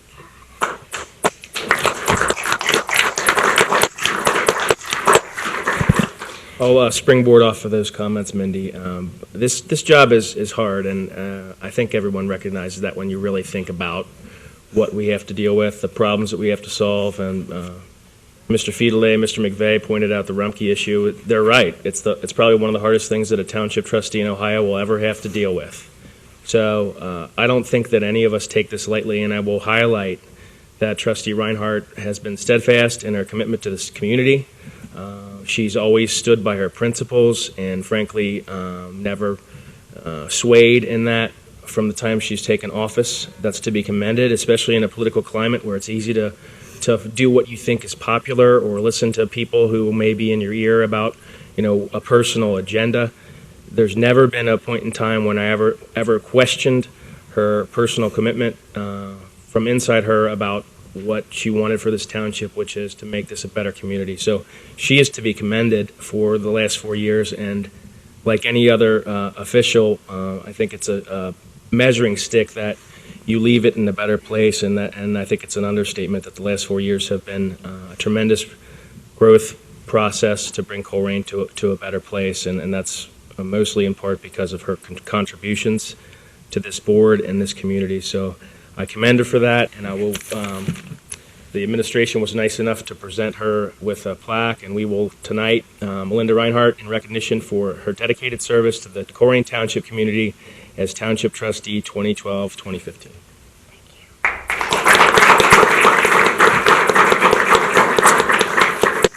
I'm just glad you spelled my name right, because everybody spells it the same way that I spell it. So I did want to close with further commendation to Dan Malloy and his team.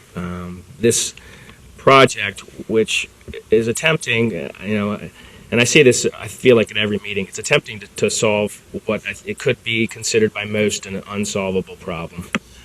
But we, as a leadership team, as a community, as a police department, fire department, we don't back away from those things. And I think that's a testament to what this culture has become. This issue, a lot of people that I talk to say, well, these are druggies. These people don't deserve our attention. Well, I appreciate that. I personally believe that we have a commitment to our community, regardless of who they are or what their personal problems or diseases are. But if you look at it from a government standpoint, what our chief and his team and the We Thrive effort has done is really gotten a hold of resource. Because we're early in this process, but this is about resource. We're able to put ourselves in a position where we might not have to make another response. We might not have to answer to a robbery in progress because of these steps that are taken. And I see other police departments and other groups like this that are working on awareness, and that's an important component. But I think what makes Colerain special and what makes this effort special is that it's let's make a difference. Let's move the needle, as everyone says, to start to make progress and beat this issue within our community and teach other communities how to do it and save resources and in the process save some lives. So I think that this is a tremendous effort. I think it's a model for some of the other things that we can do down the road, and I commend everyone involved in that program. So. Good work. New business? I'm first. I have two items, two resolutions for the disposal or sale of vehicles. I'll read the first one by header. Resolution for disposal by sale of vehicles valued less than $2,500 and equipment which are obsolete, unfit, or unneeded for public use. Specifically, I have 4 vehicles that are police and fire: 2007 Chevrolet Impala, a 1999 Ford Crown Victoria sedan, a 1995 Chevrolet G30 van, and a 1991 Ford F-250 truck. 3 of these were fire vehicles that have been placed out of service because of their mechanical issues and long-term use. The 2007 Chevrolet Impala was our Citizens on Patrol vehicle, and it's fallen apart. And I knew that on the other day when I was out at Colerain Springdale, and I was sitting at the light, and I heard this rattle, clatter thingy, boom, boom, boom thing going down the road, and I looked over and it was the COP car. And God love our volunteers, they're out there driving. As we talked about it, it's falling apart. So I ask the board's approval so we can get those out and dispose of those vehicles. So moved. Second. Aye. Aye. Next item comes with just a hint of sadness. This is a resolution for disposal by public sale of vehicles valued greater than $2,500 and equipment which are obsolete, unfit, or unneeded for public use. Specifically, a 2010 Harley-Davidson motorcycle that was formerly operated by retired Officer Mark Meyer. And this is a sad day to see that this vehicle go, but it has value, and there's other departments, hopefully, that have an officer that has interest and desire to serve in that role. And we don't need that vehicle sitting around here when we can, hopefully get the value that it serves. So I ask the board to approve our ability to sell that. Is Mark going to buy it? He would like to. You have to be the highest bidder, though. Make a motion to approve. Second. Aye. Aye. Aye. Thank you. Good evening, Board. The Fire Department has 4 action items for the Board to consider this evening. The first one being a request authorization to facilitate a selection and hiring process for the position of fleet mechanic. This position will allow for the expansion of our fleet maintenance services to police administration and also within the fire department.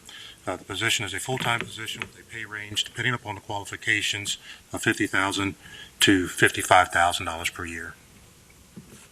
So moved. Second. Aye. Aye. Aye. Secondly, request approval from the board to create the position of fleet manager for the fire department. This position will facilitate the repair and maintenance of all fire department, police department, and administration vehicles. The position will oversee the mechanic sections of future and current employees to include full-time, part-time, and interns. If approved, we request authorization to promote current mechanic Mike Adler to this new position, effective when the new mechanic is approved for hire. This position will be a non-exempt position with a salary of $75,106.70 per year for 2016. Effective January 1st, 2017, the manager position will transition to an exempt position at a salary of $78,206.89 per year. So moved. Second. Aye. Ms. Reinhardt? Aye. Mr. Ritter? Aye. Third, we respectfully request the board's approval to accept a $25 donation check from Mr. and Mrs. Hohenstadt of Colerain Township. The Hohenstadts are recent graduates of the Citizens Fire Academy. So moved. Second. Mr. Davis? Aye. Ms. Reinhardt? Aye. Mr. Ritter? Aye. Lastly, I respectfully request the board's approval to accept a $10 cash donation from an unidentified donor who received a blood pressure check at our West Galbraith Road Fire Station number 26. Move to approve. Second. Mr. Davis? Aye. Ms. Reinhardt? Aye. Mr. Ritter? Aye. Thank you very much. Thank you. Good evening. First item is a personnel item. Request the board's approval to appoint Ashley Johnson to the position of full-time records clerk. Ms. Johnson is currently working on her college degree in accounting and is employed as a customer service representative. Ashley's appointment fills a vacancy that was created by the resignation of another full-time employee, Amanda Griffin. If approved, Ashley's rate of pay would be $14.82 per hour, and her appointment would be effective Monday, December 6, 2015. So moved. Second. Mr. Davis? Aye. Ms. Reinhardt? Aye. Mr. Ritter? Aye. Second item is also a personnel item. Request the board's approval to appoint Cody Ashcraft to the position of part-time weekend records clerk. Mr. Ashcraft is a recent graduate of the Police Academy, and his appointment as a clerk will allow us to job share another full-time position. Lee Clark resigned. We were able, instead of replacing it with a full-time person, we were able to take two part-timers and save a little bit of money and get the same benefit out of that. If approved, Cody's rate of pay would be $12.18 per hour, and his appointment would be effective Monday, December 12, 2015. So moved. Second. Mr. Davis? Aye. Ms. Reinhardt? Aye. Mr. Ritter? Aye. Request the board's approval to accept a $250 donation from the Colerain Township Business Association. This donation was provided as a statement of appreciation for the presentation by Officer Brian Huntington and Kudo at one of their meetings. So moved. Second. Mr. Davis? Aye. Ms. Reinhardt? Aye. Mr. Ritter? Aye. Final item is requesting the board's approval to purchase the online reporting system CopLogic. The year one cost of the system is $24,750. After year one, that cost drops to $11,250 annually for license and technical support. We intend to utilize our drug forfeiture and asset forfeiture seizures. We're not allowed to use this for personnel items, so we use this to increase our efficiency. That's our intent for that. This system will allow our residents to do online reporting, free up some of our officer time and our clerk time, which will allow us to be a little more efficient on the road. So moved. Second. Mr. Davis? Aye. Ms. Reinhardt? Aye. Mr. Ritter? Aye. Thank you. Mr. Reinhardt, members of the board, I'd like to recommend, first item would be the approval of the 2016 board meeting dates as presented. Please note that work sessions have not been scheduled for 2016. If additional meetings are needed, notice will be provided to the local media and posted on our website. I think this is an important thing I'd like to say here for those watching. Citizens wishing to be contacted with meeting notifications can sign up through Constant Contact by visiting www.colerain.org. It's a great communication tool. You subscribe to it, and we provide notices of various meetings and links to agenda packets. Just one more way for us to try to reach out to those that want to get connected. So moved. Second. Mr. Davis? Aye. Ms. Reinhardt? Aye. Mr. Ritter? Aye. Next item is approval of facility use agreement and fee schedule for 2016. I'd like to recommend approval of this agreement and fee schedule. The biggest changes are to provide the trustee chambers as a community space and not charge for utilization of this facility. Under the previous guidelines, there would actually be a fee associated if an outside group wanted to use the chambers for a public meeting. It is possible that depending on the organization and the group and the staffing level that we might have, there may be custodial or security charges applicable. If it's on a Sunday and the building's closed down, we're going to have somebody open it up. But otherwise, if we have presence in the police department and we can kind of monitor that, it gives our community an opportunity to reserve it, schedule it, and use it not on a reoccurring basis, but for those times of years or events that may come up. It's not intended for birthday parties or dance parties or anything like that. It's more for, they might want to have a weekly club or a monthly club meeting or something of that nature. But we've had a request like from Northwest School District. I think they're going to use it the first of the year for mock trial or some sort of a student program. So it just made sense to try to make one of our spaces available at no cost. There'll still be an application process they have to go through to apply for it. Second. Aye. Ms. Reinhardt? Aye. Mr. Ritter? Aye. I'd like to recommend approval of the fee schedule for public services for 2016. This is to reflect reductions in field runner for baseball and soccer fields back to the 2014 levels. So moved. Second. Ms. Peters? Aye. Ms. Reinhardt? Aye. Mr. Ritter? Aye. I'd like to make a recommendation to approve the 2016 temporary appropriations as presented in your packet. The major difference in appropriations of the tax budget are a result of capital purchases, and I've noted those in the packet. Motion approved. Second. Mr. Peters? Aye. Ms. Reinhardt? Aye. Mr. Ritter? Aye. Recommend approval of the 2015 final appropriations as presented. So moved. Second. Mr. Peters? Aye. Ms. Reinhardt? Aye. Mr. Ritter? Aye. Item 6, approval of revised personnel policies. Recommend approval of revised personnel policies as presented.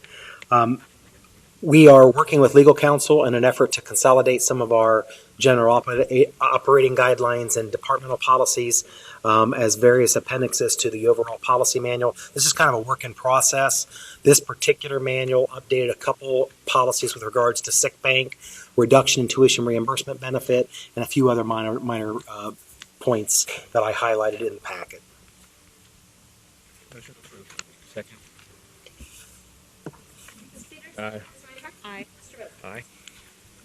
Next item is recommend approval of the planning and zoning fees for 2016. The fee schedule includes a charge for revisions to zoning certificates within 90 days at half the original fee. So moved. Second. Aye. Ms. Reinhardt? Aye. Mr. Ritter? Aye. Next item is to recommend approval to hire Martin Kohler as full-time planner effective January 4th, 2016, at an annual salary of $65,000. This position replaces the previous planning director position that was held by Julia Brodsky. And I believe Mr. Kohler is joining us from City of Middletown. Motion approved. Second. Mr. Peters? Aye. Ms. Reinhardt? Aye. Mr. Ritter? Aye. Next item is approval of a memorandum of understanding with the Clifford YMCA family to provide operations at the Colerain Community Center.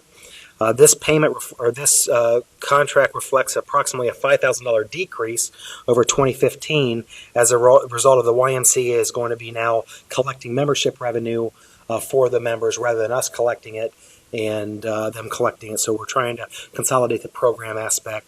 This is a proposal for a 2-year contract. As I indicated earlier in my presentation, there is a 30-day cancellation termination clause that either party can terminate. So in the event that we would be hard-pressed for funding over that 2-year period of time, we do have an opportunity to exit the contract. So moved. Second. Mr. Peters? Aye. Ms. Reinhardt? Aye. Mr. Ritter? Next item is approval of resolution. Before I go there, just let me comment real quick. I know Doug and Cindy's here tonight. They have done, their leadership team has done a phenomenal job of delivering services back to our seniors. And I'm excited to see what 2016 brings us. But while I can't remember specifically where Cindy's going, I do think congratulations are in order. She is going to be leaving the Clifford YMCA to take a new executive director position in another community. And we do wish you the best of luck. You've done a great job for us.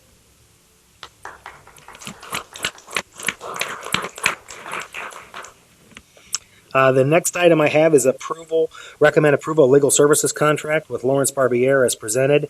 This contract is subject to an annual cap of $100,000. The previous 3-year contract was capped at a $90,000 a year. So moved. Second. Mr. Peters? Abstain. Ms. Reinhardt? Aye. Mr. Ritter? Aye. The next item is recommend approval of our property and casualty insurance renewal with Otarma, effective 1/1/16 through 12/31/16. So moved. Second. I'd like to comment real quick just on that. We tend to try to bid various services periodically. It's been difficult to do that with our casualty program because it's impossible for us to leave a program when there's pending litigation.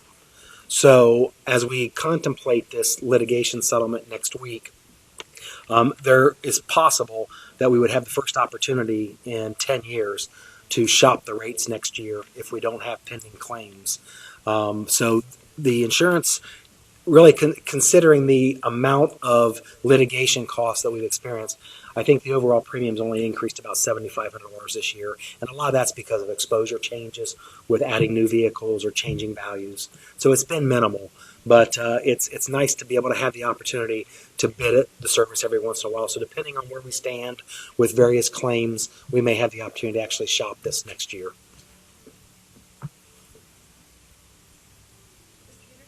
Ms. Reinhardt? Aye. Mr. Ritter? Aye.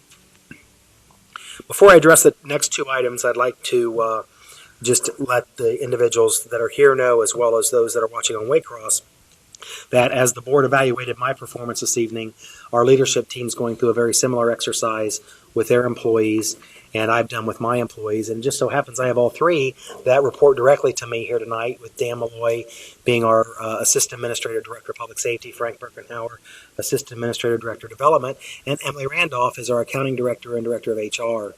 And I can say without a doubt, having these three individuals as part of my key leadership team is a blessing and a tremendous asset to the residents of this township. The level of commitment, the attitude, the proactive nature that they deal with everything that comes across their desk is a huge benefit. They well exceeded expectations for this year. Two of the three, Mr. Malloy and Mr. Birkenhauer, are contract employees, and I will be recommending in the next action approval of contracts for those individuals. My first item would be to recommend approval of the resolution approving an employment agreement with Assistant Administrative Director of Public Safety, Dan Malloy, as presented in your packet. Motion to approve. Second. Mr. Peters? Aye. Ms. Reinhardt? Aye. Mr. Ritter? Aye. My next item is a recommend approval of resolution of employing Frank Birkenhauer as Assistant Administrator, Director of Economic Development, as presented. Motion to approve. Second. Mr. Peters? Aye. Ms. Reinhardt? Aye. Mr. Ritter? Aye.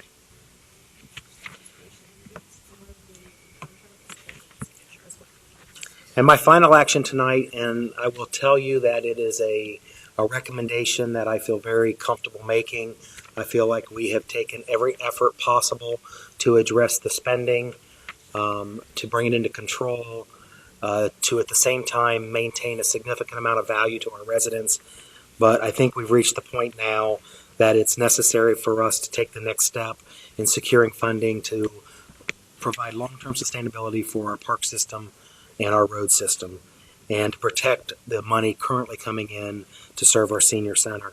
So I would like to recommend approval of the resolution tonight to proceed to levy a tax exceeding the 10 mil limitation as presented.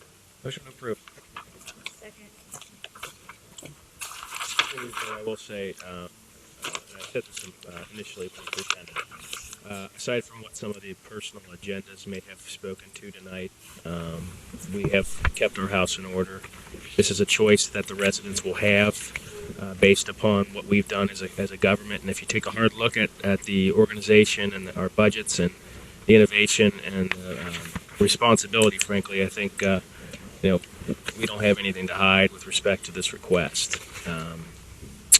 So I think there's something to say too. That's why I'll support it. I think, the trustees don't have the luxury of living in fantasy land where we can magically take care of 113 road miles, by more aggressive bidding or spending down reserves. We have to deal in reality.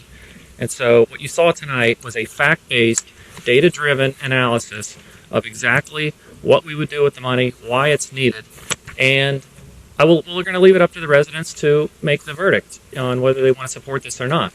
But again, I feel comfortable voting for this for the reasons I enumerated. It's a last resort, not a first resort, and let the chips fall where they may. But I think we've made an excellent presentation tonight. Now the next step will be communication with our residents. So. Well, and if there was one thing I heard over and over again, especially in the last 4 years, but definitely in the last year, out and talking with people, they want to be able to vote on this. And I think we're just at that point where people have been asking for us to put a levy on for a while, and we've waited as long as I think we can without doing some serious damage to our funding. So I hope it passes. I mean, if the amount of people who come up to us and tell us that they want a levy actually go out and vote for it, we shouldn't have any problems. So I think it's time to put it out there. Ms. Reinhardt, members of the board, I think one thing that I did not speak to in the presentation tonight that I think we have to really also mention is tonight's conversation was talking about non-public safety. I mean, the steps that we have taken to address fiscal sustainability within our public safety department, we had a fire levy that was due to be renewed in 2015. And we originally had a fiscal 2018 plan that has now been stretched to 2022. So as you look at our public safety forecast, we are poised to make our public safety funds last well into 2022, which is far beyond the expectations that were ever set when both those last levies passed. So it's not something that we're going to come right now and ask for a road levy, and in 2 years or 3 years we're going to ask for public safety. We've got control of the budget with Director Malloy on the public safety side and Director Birkenhauer and Ms. Reinhardt or Ms. Randolph working with me on the public safety or public services side. Budget is number one priority, and our 2022 plan is well on its way. And this road, parks, community center piece is the last piece in the puzzle for us to make that turn.